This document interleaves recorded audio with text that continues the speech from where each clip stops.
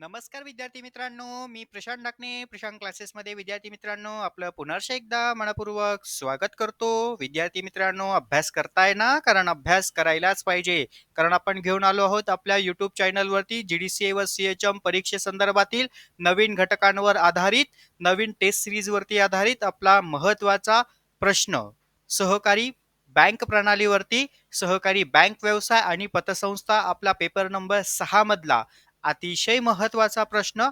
Bank प्रणालीमध्ये वापरात असणारी अन्य व तांत्रिक उपकरणं कोणती आहेत आणि या तांत्रिक उपकरणांच्या संदर्भातील सहकारी बँकांचा विकासात्मक बदल कशा पद्धतीने साधला जातो, संस्था आपले उद्दिष्ट व ध्येय कशा पद्धतीने साधले जाते, या महत्वपूर्ण प्रश्नांचा अभ्यास आपण आजच्या लेक्चरला करणार आहोत.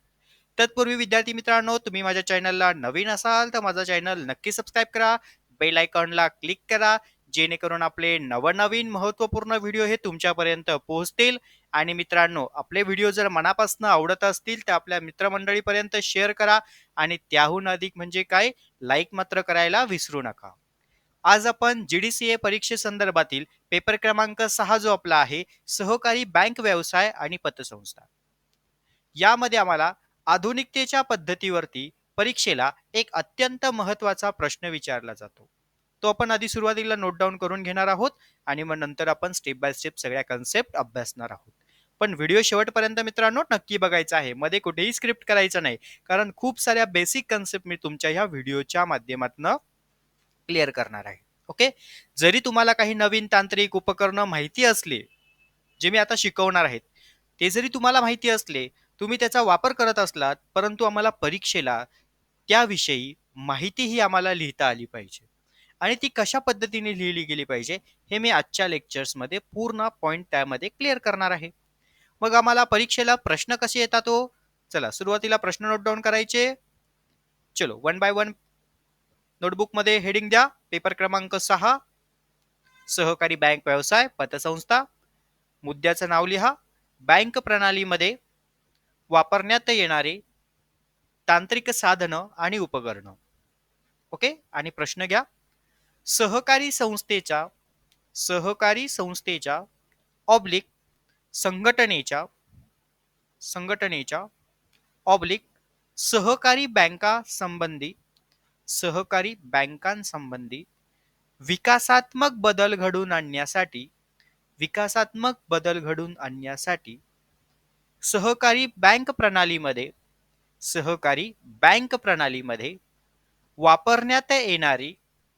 वापरण्यात येणारी तांत्रिक साधनं किंवा उपकरणं याविषयी माहिती लिहा. हा झाला तुमचा पहिला प्रश्न. आता त्यालाच अनुसरून एक प्रश्न घ्या. सहकारी बँकेच्या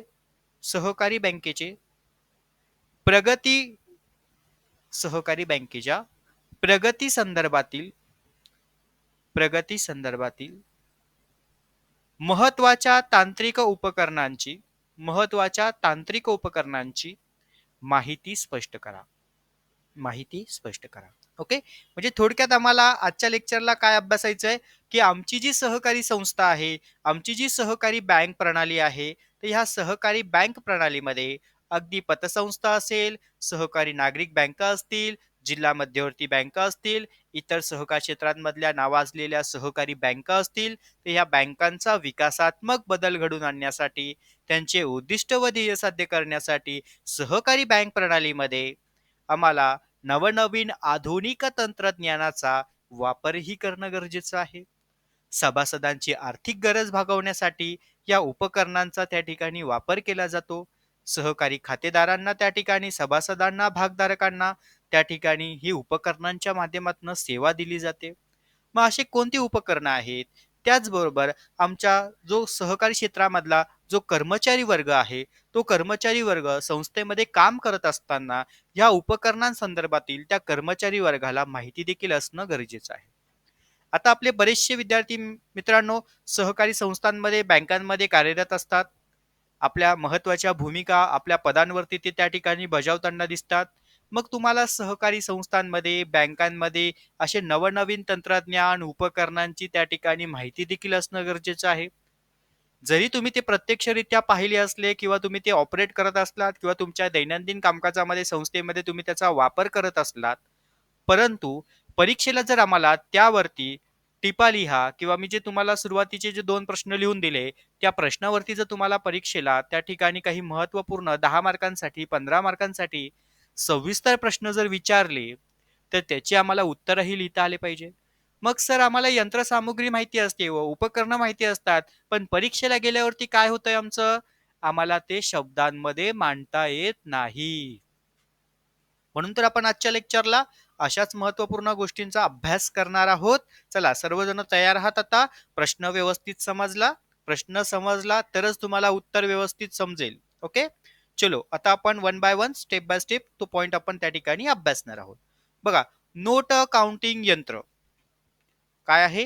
नोट काउंटिंग यंत्र. आता बऱ्याच वेळा सहकारी बँका, पतसंस्था आता हे नोट काउंटिंग यंत्र आपल्या बँक प्रणालीमध्ये, आपल्या व्यवहारात्मक दैनंदिन कामकाजामध्ये आता हे यंत्र त्या ठिकाणी वापरू लागले आहे. मग बँकेत नोटा, नोटांचे काही बंडल मोजण्यासाठी नोट काउंटिंग यंत्र हे आता वापरण्यात येत आहे. आणि या नोट काउंटिंग यंत्रामुळे बंडलमधील ज्या काही नोटा आहेत त्या मोजल्या जातात. मग या यंत्राद्वारे काही त्या ठिकाणी असणाऱ्या खराब ज्या नोटा असणार आहेत त्या बाहेर फेकल्या जातात किंवा त्या ठिकाणी काही फाटक्या नोटा असतील त्या सुद्धा त्या ठिकाणी बाहेर फेकल्या जातात किंवा म्हणजे त्या ठिकाणी ते स्टॉप होतं मशीन. जर एखादी फेक नोट असेल किंवा काही ती नोट खराब असेल तर ते मशीन त्या ठिकाणी लगेच थांबतं आणि आपल्याला मेसेज देतं किंवा एक रिमाइंडिंग त्या ठिकाणी आवाज करतं की ही जी नोट असणार आहे ही खराब आहे. मग ही पद्धत बँकांमध्ये आता वापरणंही तितकंच गरजेचं आहे. मग आमच्या त्या ठिकाणी सहकारी बँकांमध्ये जे कॅशियर वर्ग असतात हे सर्वसामान्यपणे नोटांची बंडले दोन्ही बाजूनी मोजत असतात. मग अशा परिस्थितीमध्ये आमच्याकडे जर यंत्रसामुग्री असेल संस्थेमध्ये तर निश्चित त्या कर्मचारी वर्गाचा त्या ठिकाणी वेळही वाचेल, संस्थेच्या कार्यामध्ये गतीही निर्माण होईल आणि संस्थांमध्ये जे काही त्या ठिकाणी फ्रॉड होणारे असतात नोटांच्या संदर्भातील तेही उघडकीस येतील.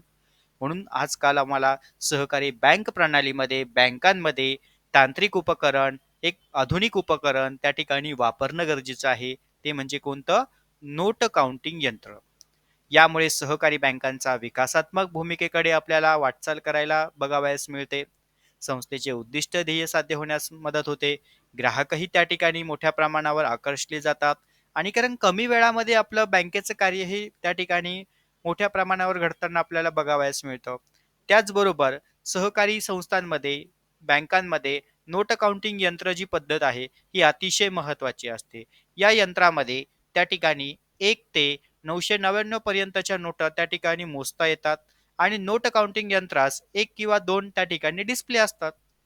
आता बऱ्याच वेळा काय होतं, की या ठिकाणी उदाहरण म्हणून दिलंय बघा. हे जे मशीन आहे, या मशीनवरती जे आपण राउंडिंग केलेलं आहे, या ठिकाणी काउंटिंग किती नोटा आहे हे डिस्प्ले होतं. आणि जर समोर या ठिकाणी खातेदार असेल, जो पैसे जमा करतो आहे, त्याला सुद्धा या ठिकाणी एक छोटंसं मशीन डिव्हाइस बसवलेलं असतं नंबरिंगसाठी. ते देखील या ठिकाणी आकडेवारी दर्शवत असतं. आणि जर एखादा खातेदार पैसे काढत असेल बँकेमधून, तर त्या ठिकाणी कॅशियरने जी दिलेली रक्कम आहे, त्याची सुद्धा त्या ठिकाणी काउंटिंग आकडेवारी दोन्ही डिस्प्लेला त्या ठिकाणी दिसत असते. म्हणून या ठिकाणी आम्हाला त्या ठिकाणी या डिव्हाइसला हे 2 डिस्प्ले असणं आवश्यक असतात. एका डिस्प्लेने ग्राहक मोजलेल्या नोटांची संख्या पाहतो, तर दुसऱ्या डिस्प्लेने कॅशियर नोटांची संख्या पाहत असतो. दोन्ही व्यवस्थित आहे का? ह्या महत्त्वाच्या असतात. कॅशियरने या ठिकाणी वेळोवेळी त्या नोटांची पाहणी करणं गरजेचं आहे. त्या संख्येमध्ये योग्य ते त्या ठिकाणी बदल जे काही असणार आहे, बंडल वगैरे असणार आहे किंवा काही बदल असेल, तर तो सुद्धा त्या ठिकाणी निदर्शनास आणून देणं गरजेचं आहे. बंडलामधील ज्या काही नोटा कमी जास्त असतात, तर त्यावेळेस यंत्रणा लगेच बीप असा मेसेज देते आणि यामुळे त्या कॅशियरच्या लक्षात येतं, की 2 नोट कमी आहे किंवा 1 नोट कमी आहे किंवा त्या ठिकाणी काही नोटा फेक आहेत किंवा फाटलेल्या आहेत. तर अशा गोष्टी ह्या नोट काउंटिंग यंत्रणेमुळे लक्षात येतं आणि बँकांमधील जो व्यवहार आहे तो त्या ठिकाणी सुरक्षिता म्हणून तो राखला जातो. म्हणून बँक संस्थांमध्ये हे एक नवीन तांत्रिक उपकरण वापरणंही तितकंच गरजेचं आहे. पुढचा आपण महत्त्वाचा उपकरणाचा पार्ट पाहणार आहोत, फ्रँकिंग यंत्र. आता हे फ्रँकिंग जे यंत्र आहे, हे सहकारी संस्थांमध्ये, बँकांमध्ये मोठ्या प्रमाणावर आता वापरायला आपल्याला बघावयास मिळतं. म्हणजे आपल्याला एखाद्या खातेदाराला पत्रव्यवहार करायचं असेल किंवा जे काही आपलं लेटर हेड असतात, तर अशा वेळेस काही महत्त्वाचे आम्हाला शिक्के मारावे लागतात किंवा काही स्टॅम्प ड्युटी संदर्भातले जे काही त्या ठिकाणी तिकीटं जे असतात, ते आम्हाला चिटकवावी लागतात. त्यावर शिक्के मारावे लागतात.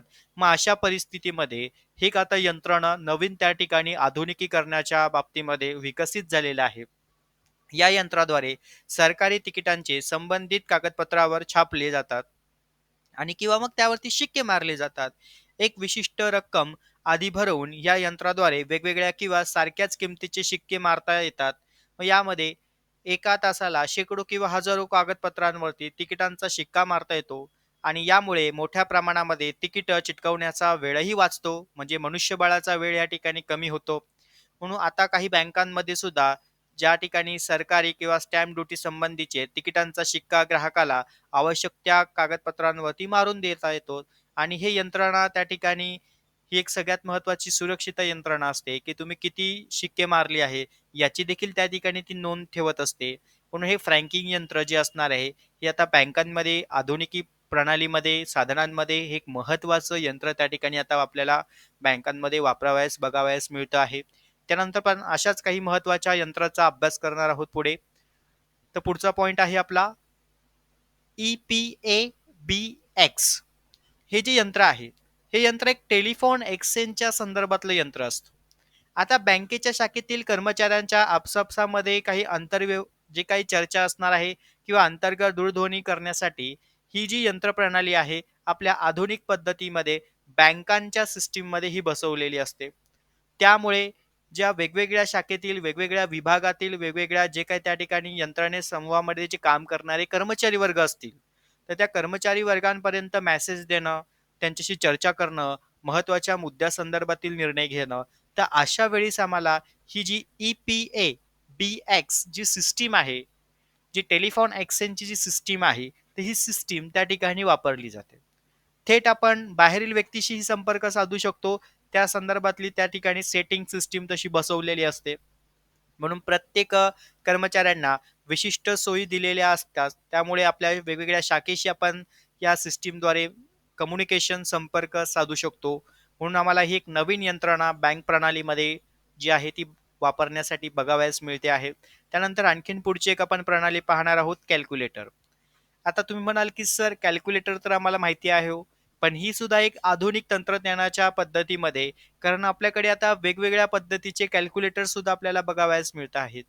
जसं काही सायंटिफिक कॅल्क्युलेटर असतात, काही गणितीय आकडेवारींच्या संदर्भातील लगेच आकडे डिस्प्ले करणारी त्या ठिकाणी आन्सर डिस्प्ले करणारी काही कॅल्क्युलेटर असतात.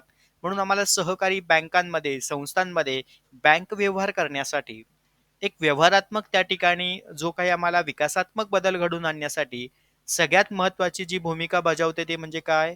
कॅल्क्युलेटर. मग यास आपण काय म्हणतो? गणकयंत्र देखील असं म्हणतो.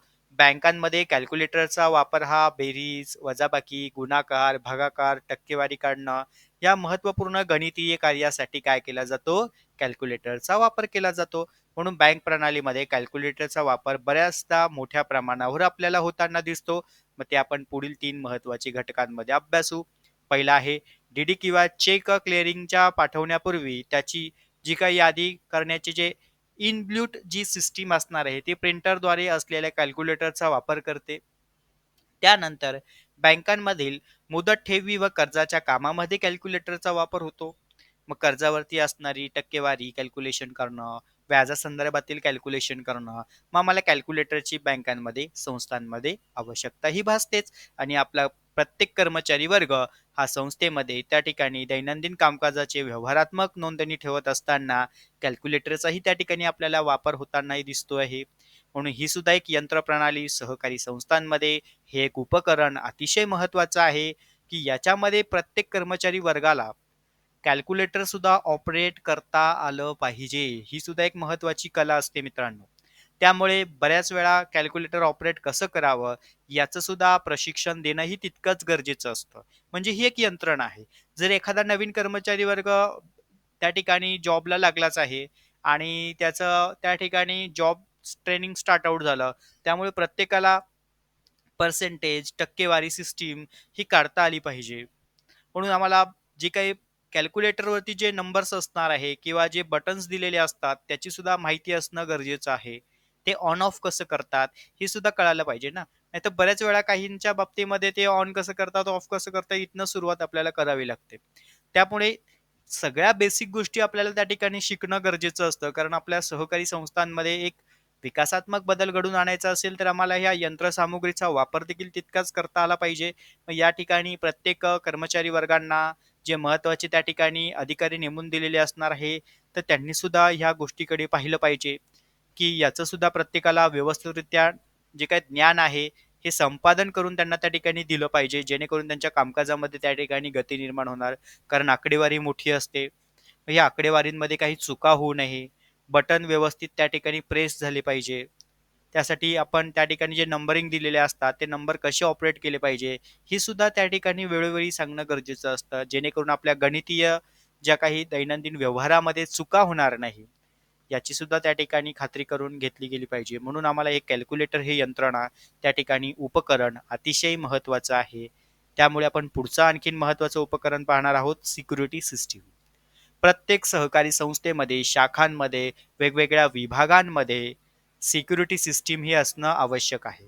आता इलेक्ट्रॉनिक सिक्युरिटी सिस्टीम बँकांच्या शाखेमध्ये बसवलेल्या असतात आणि हे निश्चित त्या ठिकाणी प्रत्येक बँकांनी, प्रत्येक संस्थेने, संघटनेने आपल्या जे काही संस्थेचं जे सिस्टीम आहे, त्या सिस्टीममध्ये सिक्युरिटी सिस्टीम असणं आवश्यक आहे. कारण सिक्युरिटी सिस्टीमचा मुख्य उद्देश काय असतो? जर एखाद्या वेळेस संस्थेमध्ये, संघटनेमध्ये काही चोरी झाली किंवा काही दरोडा घडला किंवा काही असा एखादा घातपात घडला, तर अशा वेळेस ती जी काही सिस्टीम यंत्रणा आम्ही बसवलेली असते सिक्युरिटीची, ती अलार्म वाजवते. तसेच याच्या संदर्भातील माहिती जी सिस्टीम आहे ती पोलीस यंत्रणेशी सुद्धा त्या ठिकाणी कनेक्टेड असते.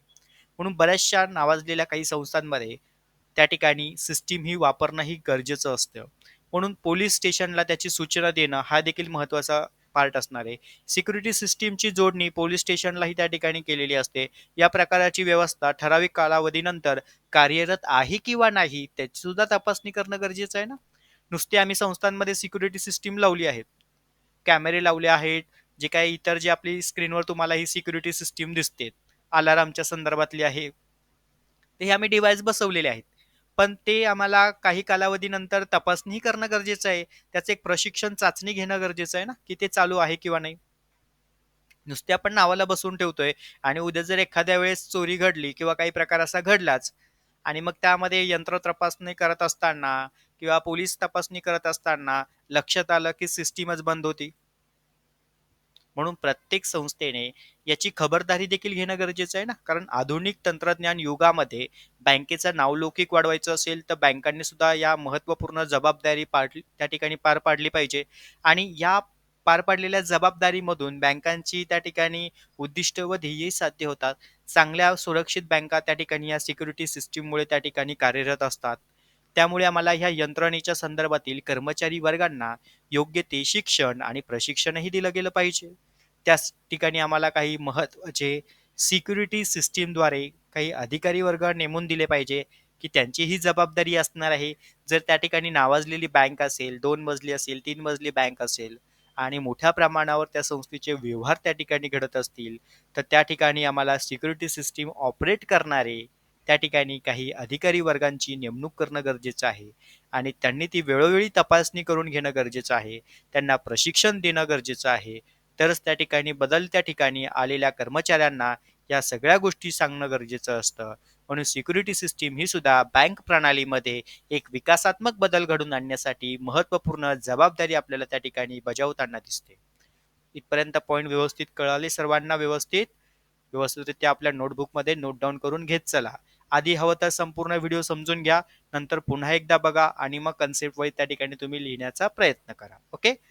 चलो आता आपण पुढचा महत्त्वाचा पॉइंट पाहणार आहोत. आग प्रतिबंधक यंत्रणा. सहकारी संस्था, संघटना, बँका यामध्ये जवळ-जवळ सर्व बँकांमध्येच आग प्रतिबंधक यंत्रणा जो आहे त्या ठिकाणी बसवला गेला पाहिजे. कारण यामध्ये या यंत्रणेत खास करून जर आपण पाहायला गेलं तर सिलेंडरच्या माध्यम जो असतो, जी फायर सिक्युरिटी सिस्टीम आपली जी असते, ती या पद्धतीने दाखवली बघा. या ठिकाणी सिलेंडरची जी पद्धत असते, अशा पद्धतीने असते. पण बऱ्याच वेळा आता आधुनिक तंत्रज्ञानाच्या युगामध्ये एक नवीन फायर सिस्टीम प्रणाली अस्तित्वात आलेली आहे. जर संस्था बहुमजली असेल किंवा संस्थेचं जे क्षेत्रफळ आहे ते मोठं आहे, तर अशा वेळेस आपण ती जी सिस्टम प्रणाली आहे, ती भिंती वॉलच्या संदर्भातनं किंवा वरून जे आपले ज्या ठिकाणी स्लॅब वगैरे असतात त्यांच्या संदर्भातनं, पाईपच्या संदर्भातनं आपण त्या ठिकाणी नवीन प्रणालीच्या माध्यमातनं ती सिस्टम आपण त्या ठिकाणी ऑपरेट करू शकतो. आणि उद्या जर काही अचानक संस्थेमध्ये त्या ठिकाणी असं काही एखादं कृत्य घडलं, की संस्थेला आग लागली, तर अशा वेळेस ती सिस्टम पण सुद्धा आपल्याला ऑपरेट करणं ईझी असलं पाहिजे. म्हणून त्याच्यासाठी एक स्पेस जागा सुद्धा बँकेने व्यवस्थित ठेवला पाहिजे आणि तिथे एक सिक्युरिटी सिस्टम पण असली पाहिजे. ती ऑपरेट कशी करायची याचं सुद्धा प्रशिक्षण दिलं गेलं पाहिजे. आणि जर त्या सिस्टमचं जसं की आता सिलेंडर असेल, तर त्याच्यावरती तुम्हाला एक्सपायर डेट वगैरे ह्या गोष्टी मेन्शन केलेल्या असतात. कारण ऑडिटमध्ये या गोष्टी तपासणी केलं गेलं पाहिजे. जर संस्थेमध्ये काही एक्सपायर झालेले त्या ठिकाणी आग प्रतिबंधक म्हणजे सिलेंडर असतील, तर त्याचं तुम्ही रिनोव्हेशन्स करणं गरजेचं आहे. वेळोवेळी त्याची तपासणी करणं गरजेचं आहे. कारण ह्या ज्या गोष्टी आहेत, ह्या गोष्टी त्या ठिकाणी केव्हाही घडू शकतात आगीच्या संदर्भातील. तर त्यावरती एक प्रतिबंधक म्हणून संस्थांनी, बँकांनी आपल्या आधुनिक प्रणालीमध्ये हे एक नवीन यंत्र, उपकरण ज्याला आपण म्हणतो, ते बँक प्रणालीमध्ये वापरणं बंधनकारक असतं. मग आग प्रतिबंधक यंत्र वापरण्याचे प्रशिक्षण कर्मचाऱ्यांना दिलं पाहिजे.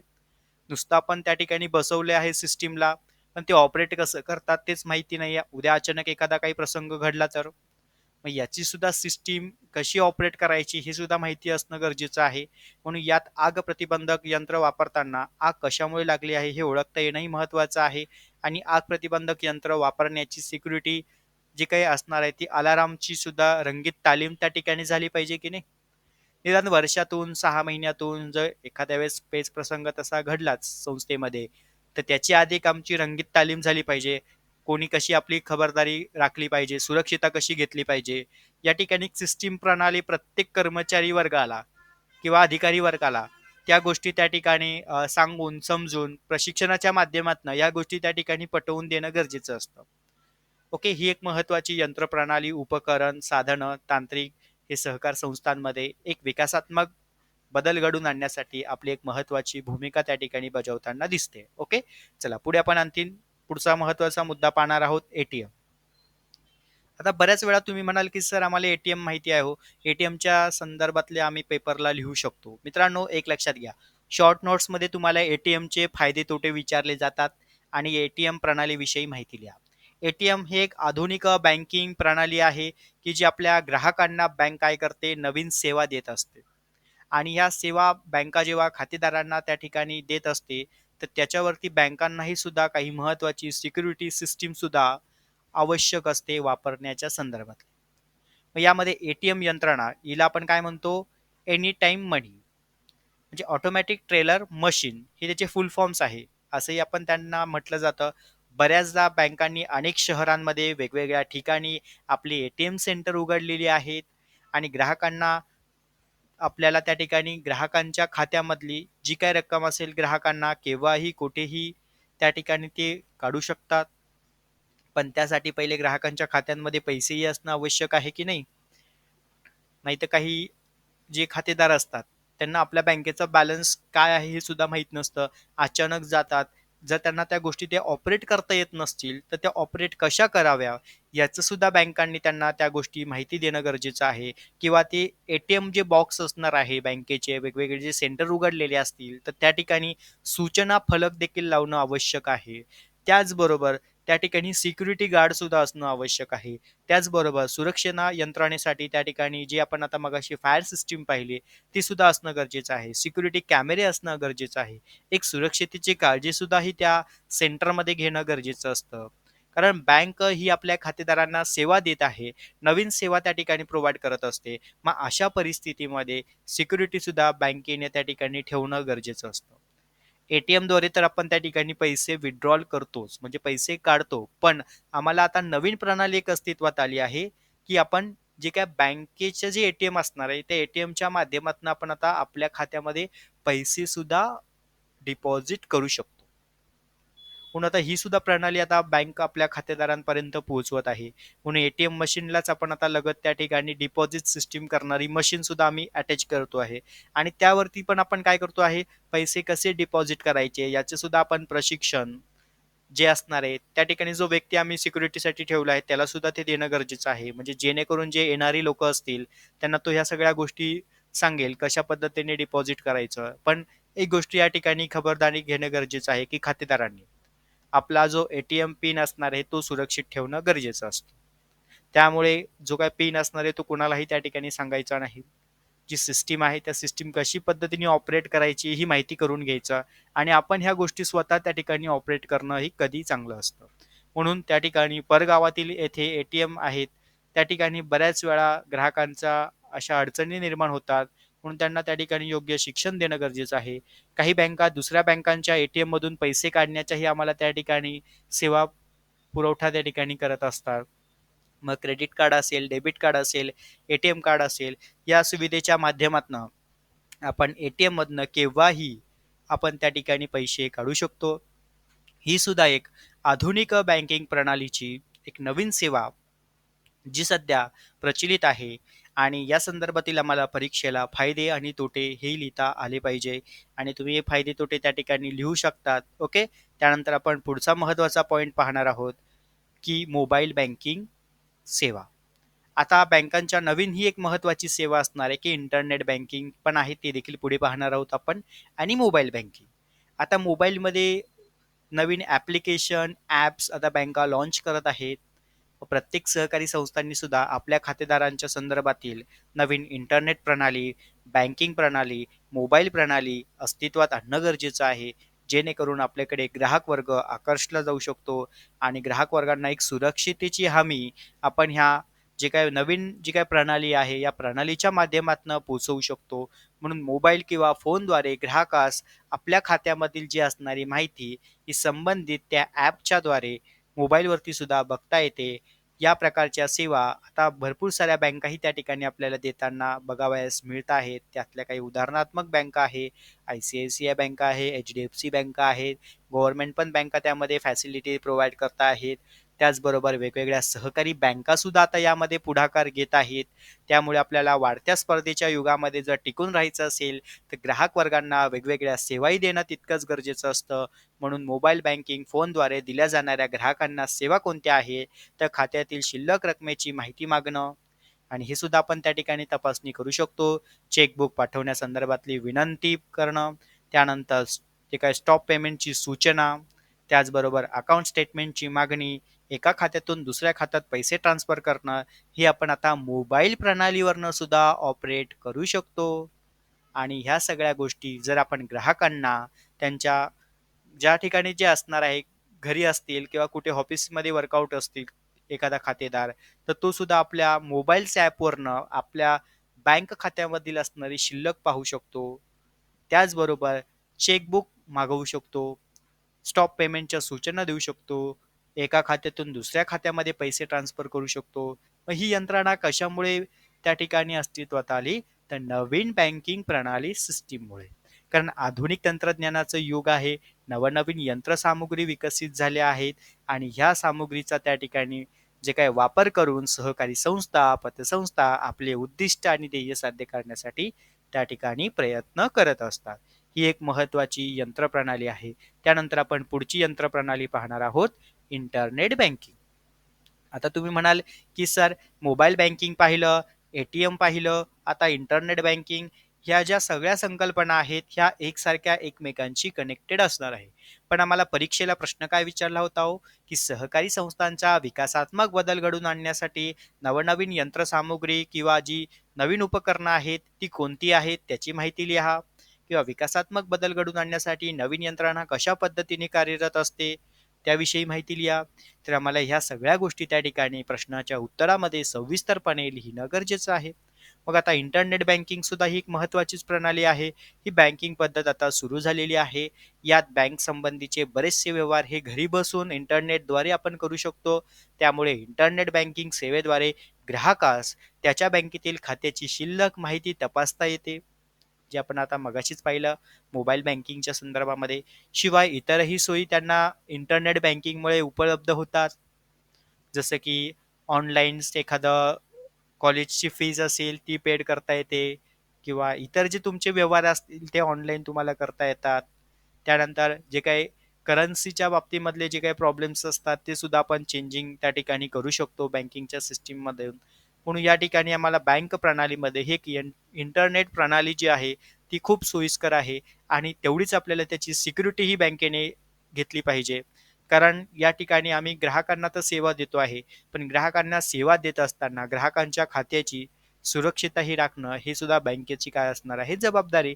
आणि त्याचबरोबर खातेदाराची सुद्धा एक सगळ्यात महत्त्वाची जबाबदारी असते, की इंटरनेट बँकिंग व्यवहार करताना एक लक्षात घ्या, इंटरनेट बँकिंगचे व्यवहार करताना काळजीपूर्वक त्या सूचना ज्या वेबसाईटवरती दिलेल्या असतात, त्या व्यवस्थित वाचणं गरजेचं आहे. काही जर फेक वेबसाईट तुमच्या लक्षात आल्या, तर त्या बँकेच्या निदर्शनास आणून देणं गरजेचं आहे. कुठल्याच पद्धतीचे त्या ठिकाणी असे जर काही तुम्हाला गैरकृत्य तुमच्या ऑनलाईन बाबतीत जर त्या ठिकाणी घडत असेल किंवा घडलं असेल, तर अशा वेळेस सायबर जे क्राईम्स असतात त्यांच्याकडे तक्रार दाखल करणं गरजेचे आहे. बँकेला त्या संदर्भातील सूचना करणं गरजेचं आहे. कारण आजकाल इंटरनेट बँकिंगवरनं मोठ्या प्रमाणावर फेक मेसेजेस येतात किंवा काही फेक ॲक्टिव्हिटीच्या लिंक येतात. तर अशामुळे काय होतंय, ग्राहकांची फसवणूकही होते. मग बऱ्याच वेळा बँका आम्हाला ओ-टी-पी शेअर करू नका, आपल्या बँक खात्याची माहिती कुणाला देऊ नका, अशा संबंधीचे बँकिंग सिक्युरिटीच्या माध्यमातून प्रत्येक खातेदाराला आपल्या मोबाईलवरती, आपल्या इंटरनेट बँकिंगवरती मेसेज येत असतात. त्याच्यामुळे खातेदारांनीही त्याच जबाबदारीने आपले इंटरनेट बँकिंग जी प्रणाली आम्हाला बँक सुरक्षितता व्यवहार करण्यासाठी जे देत असते, त्याचे योग्य पद्धतीने वापर करणंही गरजेचं आहे आणि सुरक्षितताही राखणं गरजेचं आहे. त्यामुळे ही प्रणाली सुद्धा आपल्याला बँकांच्या विकासात्मक भूमिकेमध्ये बदल घडवून आणण्यासाठी एक महत्त्वाची भूमिका त्या ठिकाणी बजावताना आपल्याला दिसते. त्यानंतर आपण पुढचा एक महत्त्वाची जी काही सिस्टीम आहे ती पाहणार आहोत, की आर-टी-जी-एस. आता हा जो आहे आर-टी-जी-एसची जी सिस्टीम आहे, real time gross settlement system, हा मला फुल फॉर्म सुद्धा पेपरला विचारला जातो. मग यामध्ये ही जी प्रणाली आहे मार्च 2004 मध्ये बँक प्रणाली मध्ये वापरायला सुरू झालं. मग याचा नक्की उद्देश काय असणार आहे? तर ही एक इलेक्ट्रॉनिक फंड ट्रान्सफरन्स सिस्टीम आहे.